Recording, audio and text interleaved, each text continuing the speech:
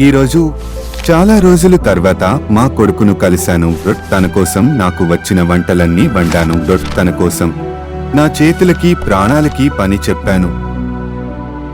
నిన్ను ఇలా కలుసుకోవడం నాకు చాలా ఆనందంగా ఉంది బాబు. నిన్ను ఇలా చూడటానికే బ్రతికే ఉన్నాను నేను. నన్ను నువ్వు ఎందుకు అసహించుకుంటున్నావో నాకు తెలియడం లేదు సిద్ధు. ఇకనైనా మనిద్దరం కలిసే ఉండేద్దాం బాబు. అయినా ఎంత బతిమాలించినా సిద్ధు నా దగ్గర ఉండలేదు. అతడి కోపం, అతడి కన్నీళ్లు నన్ను చీచేశాయి. తన అమ్మ చనిపోయిన రోజు నేను పక్కన లేను. అందుకే నా మీద తనకి కోపం. నిజం ఏమిటంటే ఆమెకి మందులు తేవడం కోసం పట్నం వెళ్ళాను. వచ్చేసరికి ఆమె మిగలలేదు.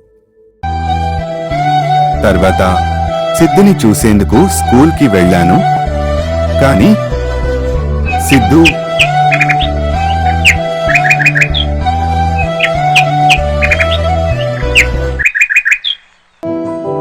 ఆ చూపు ఇప్పటికీ నన్ను వెంటాడుతూనే ఉంది.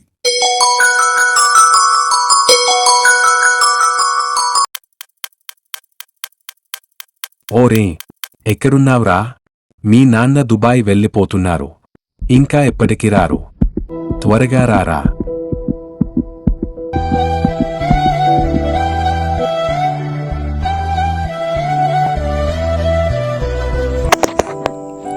మీరు వెళ్ళిపోయారేమోనని తెగ కంగారు పడిపోయానన్నా.